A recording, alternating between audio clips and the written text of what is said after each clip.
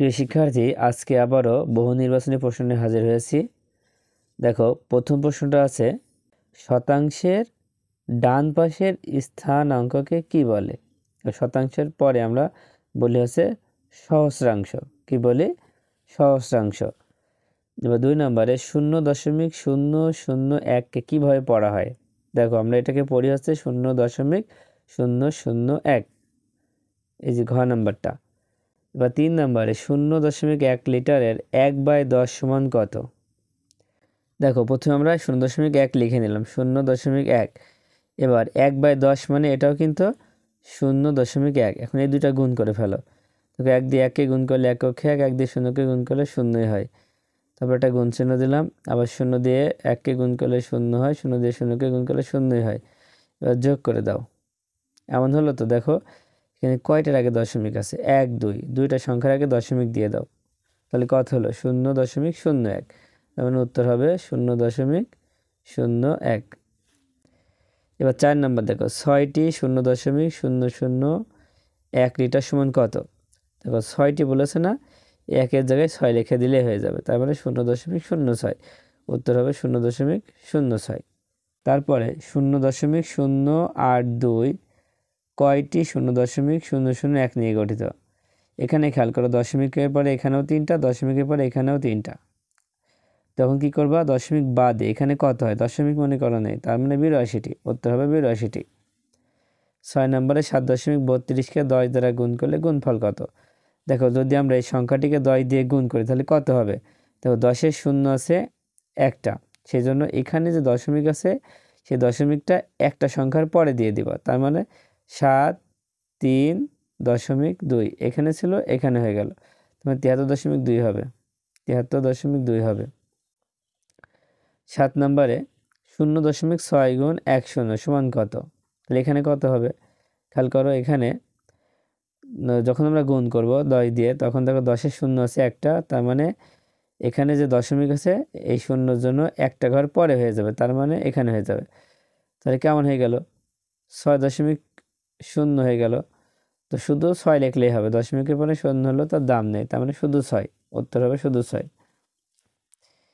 এখানে আমরা খেয়াল করি, দেখো 10 আছে, 10-এর শূন্য আছে একটা, তাই আমরা এখানে যে দশমিক আছে একটা সংখ্যার পরে দিয়ে দেবো, দিলে কত হয়? 5.6 হয়। উত্তর হবে 5.6। এবার দেখো, এখানে 2.06 গুণ 100। এখন এখানে 100 দিয়ে গুণ করব, গুণে করলে তো 100-র কয়টা শূন্য? 2টা শূন্য। 100 2টা শূন্য হওয়ার কারণে এখানে দশমিক আছে, এই দশমিকটা আমরা 2টা সংখ্যার পরে দেব, তার মানে 6-এর পরে দেব। তাহলে উত্তর এমন হতে পারে, দেখো, 206.0। দশমিকের পরে শূন্য দেওয়ার দরকার নেই, উত্তর হবে 206। উত্তর হবে 206। এবার এটা খেয়াল করো, দেখো এই গুণটাও করা সহজ। এখানে আমরা যদি শুধু 1 থাকে, 1 আর 1 গুণ করে দিলাম, 1 অক্ষে 1। ঠিক আছে। এবার কয়টার আগে দশমিক আছে? দেখো, 1 2 3, তার মানে মোট 3টা সংখ্যা দশমিকের আগে। একটা তো হয়ে গেল, তার মানে না 2টা শূন্য নিলেই হয়ে যাচ্ছে। ঠিক আছে। এবার তার আগে দশমিক দিবা। এবার দশমিকটা 1 লিখলে বসবে না, তার আগে একটা শূন্য দিতে হবে, তার মানে 0.001 হবে। উত্তর হবে 0.001। আচ্ছা, 0.78 সমান খালি ঘরে কত বসবে? খালি ঘরে এখানে কত বসবে খেয়াল করো। খালি ঘরে এখানে নিচে 100 দেওয়া আছে, তার মানে এইটাকে যখন আমরা সাধারণ ভগ্নাংশে প্রকাশ করবো কেমন হবে? দেখো, দশমিক বাদে লিখবো, দশমিক বাদে লিখলে হবে শুধু 78। আর নিচে দেখো, এই দশমিকের জন্য 1, আর যে কটা সংখ্যা আছে সে কটা শূন্য, 1 2 3, 3টা শূন্য নিব। ঠিক আছে। এখানে আবার দেওয়া আছে শুধু 100, নিচে হবে 100, তার মানে একটা শূন্য বাদ দিতে হবে। যখন আমরা একটা শূন্য বাদ দিব, এই শূন্যটার জন্য এখানে একটা সংখ্যার আগে দশমিক, তার মানে 8-এর আগে দশমিক আসবে, 7.8। উত্তর হবে 7.8। আচ্ছা, এবার 12 নম্বর দেখো, 0.33কে সাধারণ ভগ্নাংশে প্রকাশ করো।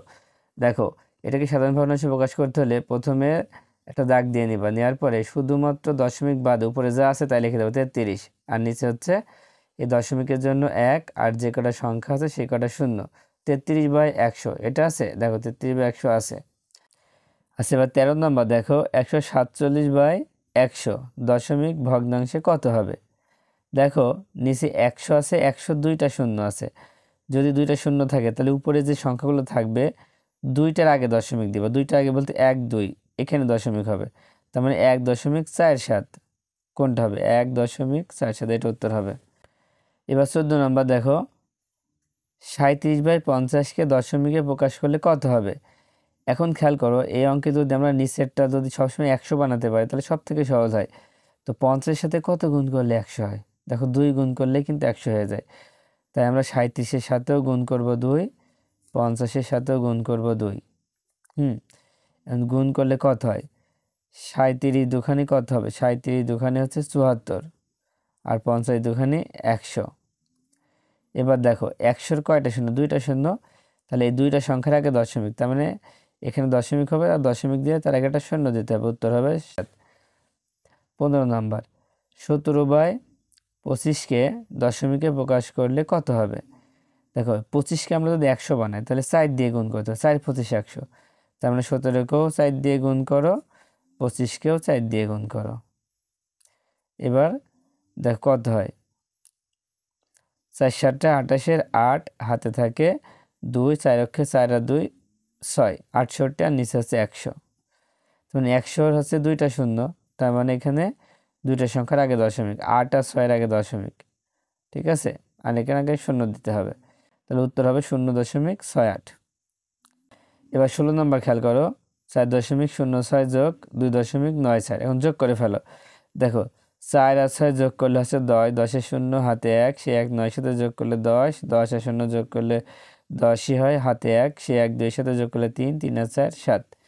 এখন দেখো দুইটার আগে দশমিক, এখানে দুইটার আগে দশমিক, তার মানে শুধু 7 হচ্ছে, এই যে প্রথমটাই উত্তর।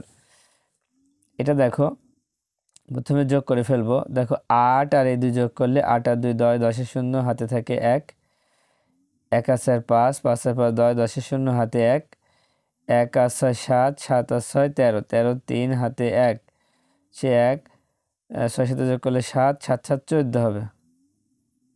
এবার দশমিক হবে তিনটার আগে, 1 2 3, তিনটার আগে দশমিক দিয়ে দাও, 14.300 হবে, ঠিক আছে। আগেই বলে রাখি, আমরা এইভাবে তখনই যোগ করবো যখন দেখবো দশমিকের পরে সমান থাকবে, এখানেও যা থাকবে এখানেও তাই আছে। এবার 18 নম্বর দেখো, 3.75 বিয়োগ 2.31 সমান কত?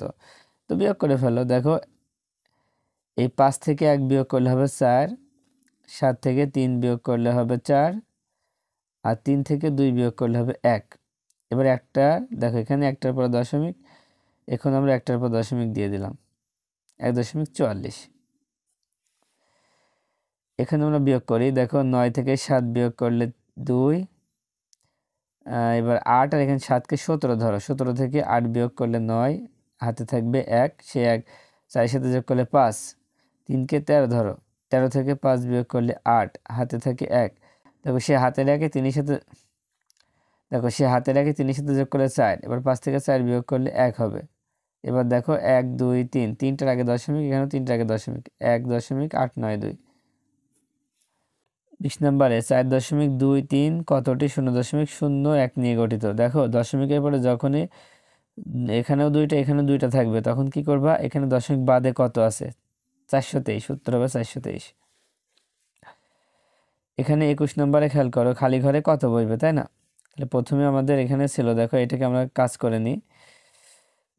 এখানে আমরা প্রথমে দশমিক বাদে যদি লিখি তাহলে 15 হবে, আর নিচে হবে এই দশমিকের জন্য 1, আর যে কটা সংখ্যা আছে সে কটা শূন্য, 1 2, তার মানে 15/100, উত্তর হবে 15। দেখো 22 নম্বরে 0.15-কে লঘিষ্ঠ আকারে সাধারণ ভগ্নাংশে প্রকাশ করলে কত হবে? দেখো প্রথমে আমরা কি শুধুমাত্র 15 লিখব, আর নিচে দশমিকের জন্য 1 আর দুইটা শূন্য। এবারে কাটাকাটি করো 5 দিয়ে, 3 5 15, আর 5 20 100, 3/20, উত্তর হবে 3/20। 23 নম্বর দেখো 341/100, এটা কিভাবে করবা? দেখো খুব সহজ, দুইটা শূন্য আছে, তাই এখানে দুইটা সংখ্যার আগে দশমিক দাও, 4-এর আগে দশমিক, এই যেখানে 3.47, উত্তর হবে 3.47। 0.25-এর সাধারণ ভগ্নাংশ হলো কত? দেখো 25-কে আমরা সাধারণ ভগ্নাংশে প্রকাশ করতে হলে প্রথমে দশমিক বাদে 25 লিখব, তারপরে দশমিকের জন্য 1 দিব, আর যে কটা সংখ্যা সে কটা শূন্য, 25/100। এখন 25/100 কিন্তু অপশনে নেই, তার মানে কাটাকাটি করা যায়। এই 25 দিয়ে 100কে ভাগ করে দেয়, 25 দিয়ে 100কে ভাগ করলে 4, 25 দিয়ে 25কে ভাগ করলে 1, তার মানে 1/4।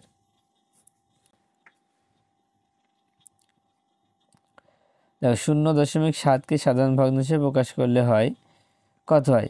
0.7কে সাধারণ ভগ্নাংশে প্রকাশ করব, তার মানে প্রথমে একটা দাগ দিয়ে প্রথমে শুধুমাত্র 7 লিখব, আর এই দশমিকের জন্য 1, আর যে কটা সংখ্যা সে কটা শূন্য।